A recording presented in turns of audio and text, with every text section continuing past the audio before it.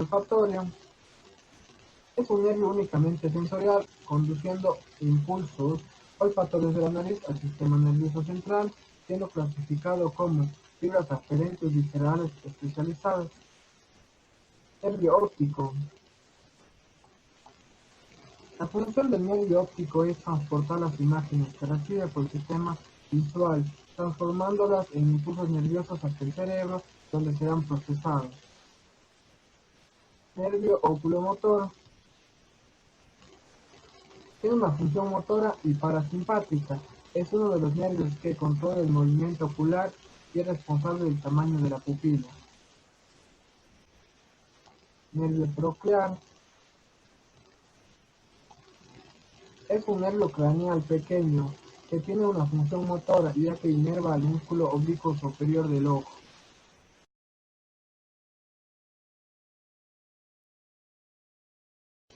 Clasificación.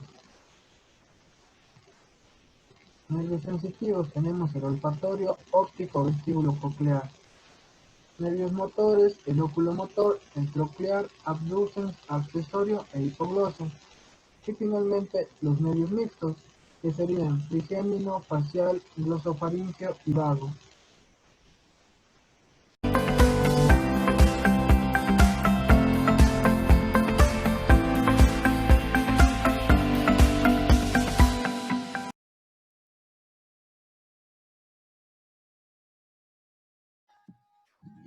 El nervio olfatorio es el primer par craneal. Este se va a encargar de una de las funciones más importantes para nuestra vida diaria, que es transmitir los impulsos olfatorios hasta el sistema nervioso central por medio de sus fibras. Vamos a hablar sobre su origen. Como todos los nervios craneales, este va a tener su origen en células que se encuentran fuera del sistema nervioso central. Estas células se van a ubicar en la mucosa olfatoria que observamos en la imagen.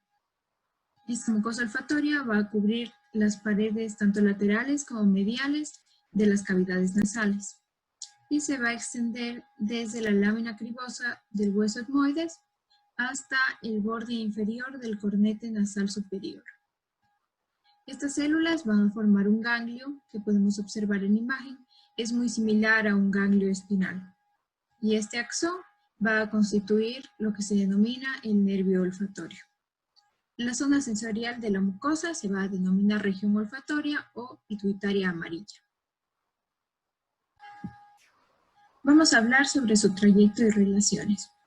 Los filetes de este nervio van a discurrir profundos a la mucosa y van a estar aplicados contra la pared ósea. Estos van a converger en lo que se denomina la lámina cribosa del etmoides, que está ubicada aquí. En la cara inferior de la lámina cribosa del etmoides van a existir de 12 a 20 filetes laterales, mientras que los ramos mediales se encuentran solamente en número de 12 a 16. Estos van a atravesar los múltiples orificios de la lámina cribosa y van a llegar hasta lo que se denomina bulbo olfatorio, que lo observamos aquí. Por último, vamos a tener las relaciones del nervio olfatorio con las meninges. Estos ramos van a establecer relaciones muy diferentes a las que presentan el resto de nervios craneales. Tenemos a la primera, que sería con la pía madre. Esta va a formar una vaina alrededor de cada filete, conformando el neurilema. Luego tenemos el aracnoides. Esta se va a fijar en los orificios de la lámina cribosa. Y por último tenemos a la dura madre. La dura madre se va a separar a la altura de los orificios de la lámina cribosa en dos hojillas. La primera se va a confundir con el periósteo y la segunda va a penetrar en las cavidades nasales alrededor de los filetes, formando una vaina separada del neurilema por el tejido subaracnoide.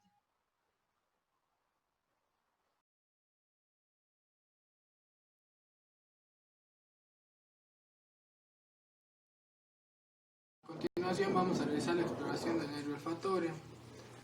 Como primer par craneal, en este caso tenemos 4 sustancias que vamos a hacer percibir al paciente para la estimulación del nervio.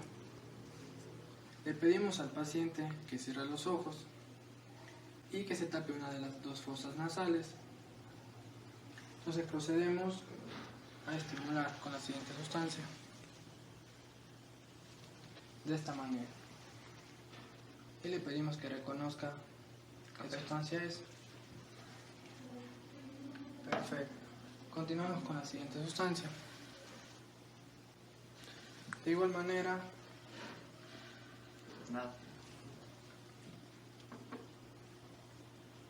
continuamos con la siguiente sustancia. De igual manera le hacemos estimular el nervio. Vinagre.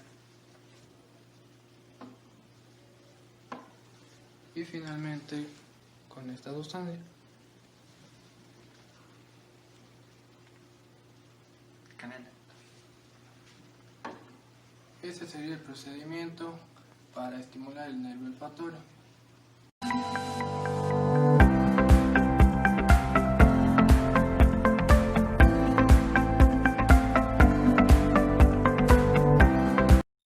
El nervio óptico está constituido por fibras nerviosas que nacen de las células ganglionares de la retina. La retina es la capa interna del globo ocular. Todas estas fibras convergen hacia el disco óptico, como podemos ver en la imagen. Atraviesan la coroides y la esclera, que son capas externas del globo ocular, hasta emerger al polo posterior del globo ocular un voluminoso cordón redondeado denominado nervio óptico. Se dirige posterior y medialmente y se va a relacionar con diferentes estructuras de acuerdo a la parte trayectoria a la que se va a encontrar, hasta llegar al ángulo anterolateral correspondiente del quiasma óptico. En la parte orbitaria se va a relacionar con los cuerpos adiposos de la órbita que se van a encontrar en esta parte de aquí.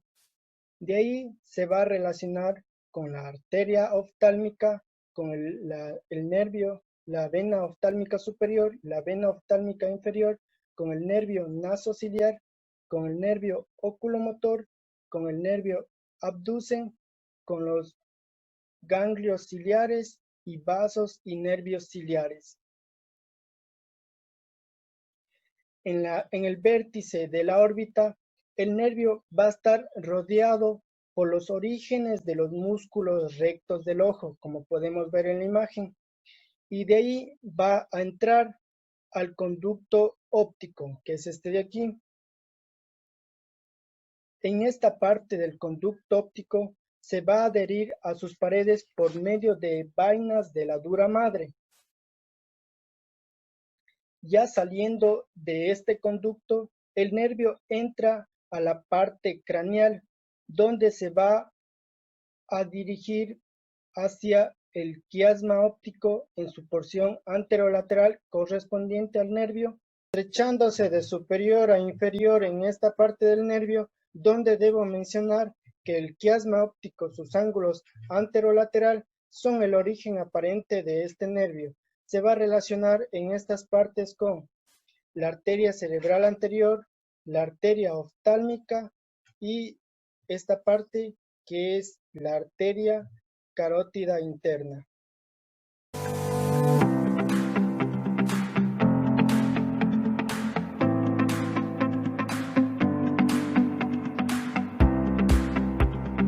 De exploración vamos a observar la técnica de exploración del nervio óptico. Para esto vamos a necesitar 4 tipos de exploración. La primera va a ser agudeza visual, ya sea de lejos o de cerca, la perimetría y la campimetría, la visión de los colores y la exploración de ojo de fondo. La agudeza visual, para esto vamos a necesitar la ayuda de una persona. Para realizar una correcta evaluación vamos a necesitar una tabla de Snell y una persona que nos ayude con la lectura de la misma. Esta persona tiene que estar con un ojo tapado y el otro viendo fijamente hacia la pantalla y vamos a comenzar su lectura. D, E, F, P, O, T, E, C, F, E, L, O, P,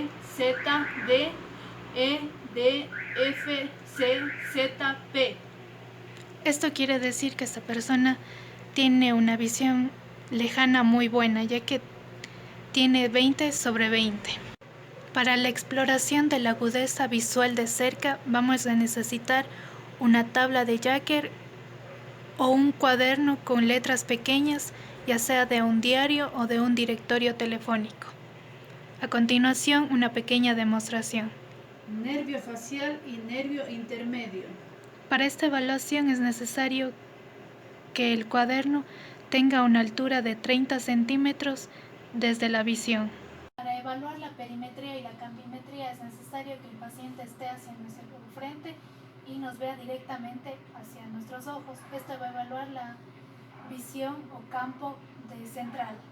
Ahora vamos a pedirle que tape su ojo y vamos a evaluar su campo visual periférico. El paciente va a tener que guiarse por nuestro dedo y va a seguir la dirección de nuestro dedo. Esto nos permite evaluar la visión periférica, ya sea hacia abajo o hacia arriba. Para evaluar la visión de los colores, vamos a necesitar los discos de Ishihara. Estos nos permiten evaluar el color rojo, verde, azul y amarillo. Para esto es necesario que nuestro paciente lea cada uno de los números que pueda observar. 7, 13, 16, 8, 12, 9.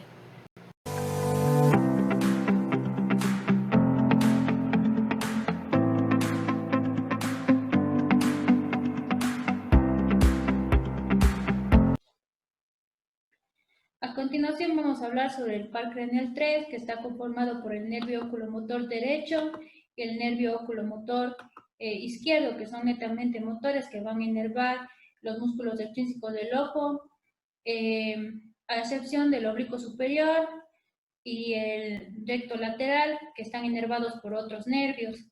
En cuanto al origen real y el origen aparente del nervio oculomotor, tenemos que se relaciona justamente con el mesencéfalo, ya que a nivel del colículo superior se encuentra el núcleo del nervio oculomotor, que va a proporcionar fibras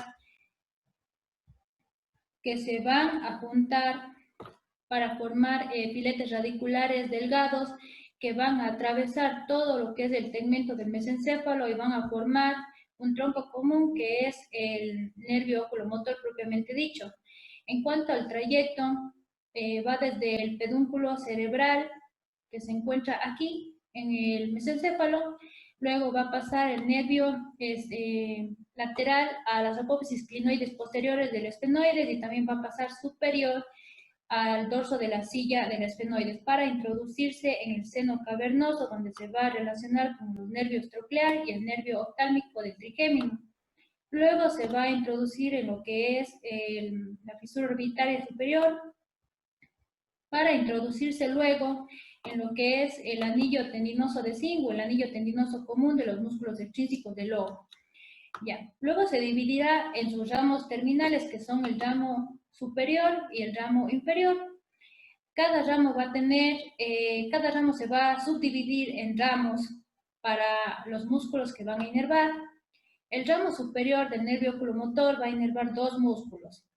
Entonces va a tener un ramo para inervar al músculo elevador del párpado superior y otro ramo para inervar el recto superior, mientras que el ramo inferior va a inervar tres músculos, por lo tanto va a tener tres ramos, uno para inervar el recto medial, otro para inervar el recto inferior y otro para inervar el músculo oblicuo inferior. Luego de haber inervado el músculo oblicuo inferior,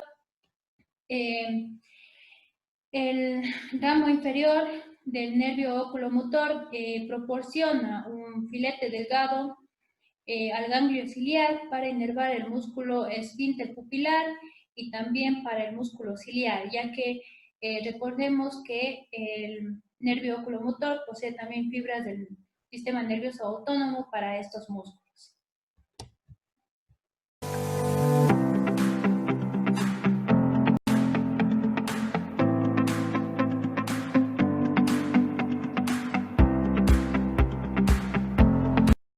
Tenemos el cuarto par craneal, nervio troclear o nervio patético.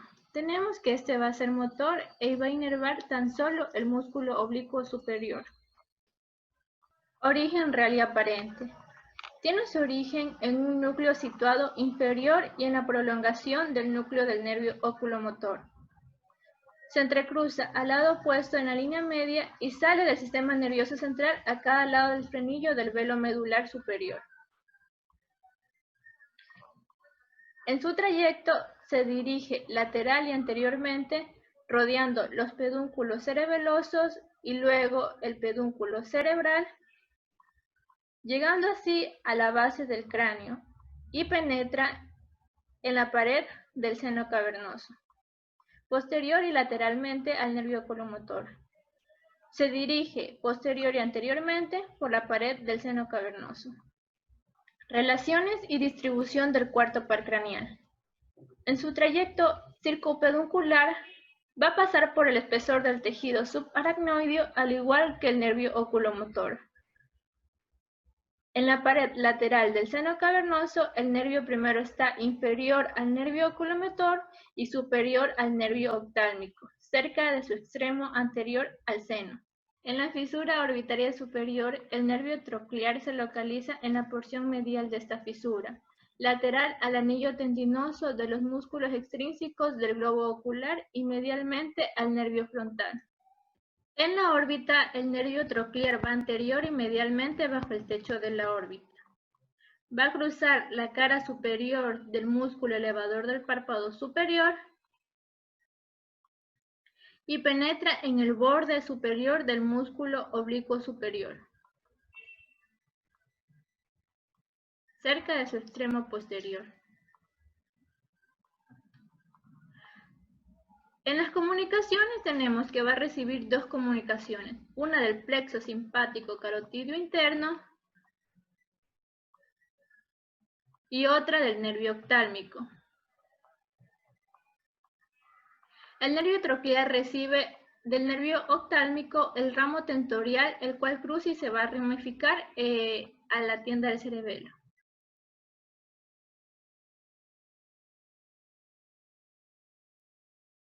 Para la exploración del tercer y cuarto par craneal vamos a necesitar una evaluación ya sea de la motilidad extrínseca y extrínseca del ojo, así también como el fondo consensual y el fondo fóculo-motor.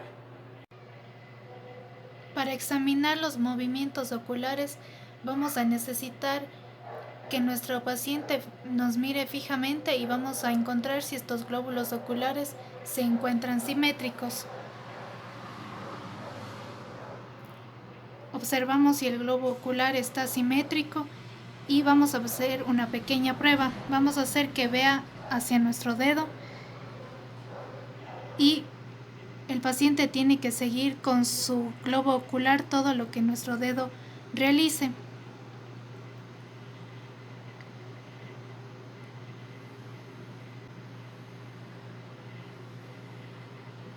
Esto nos va a permitir ver los campos laterales y verticales de los glóbulos, es decir, que va a ver cada uno de nuestro dedo y la presencia de los movimientos involuntarios cuando realizamos movimientos rápidos. En estos movimientos oculares vamos a evaluar el tercero, cuarto y sexto par craneal. Esto nos va a permitir ver el movimiento de los músculos rectos superiores, oblicuos menores y oblicuos mayores. Ahora vamos a evaluar la motilidad intrínseca del ojo. Para esto es necesario evaluar las pupilas. Por lo tanto, vamos a utilizar una luz y vamos a enfocar las pupilas. Vamos a ver cómo la luz hace que la pupila se contraiga y cuando quitamos se va a dilatar. Para el reflejo fotomotor vamos a utilizar una luz para dilatar la pupila y ver si el objeto se ve distante o no. Para esto es necesario que el paciente nos vea fijamente y vamos a comprobar si es que tiene alguna deformidad en sus pupilas.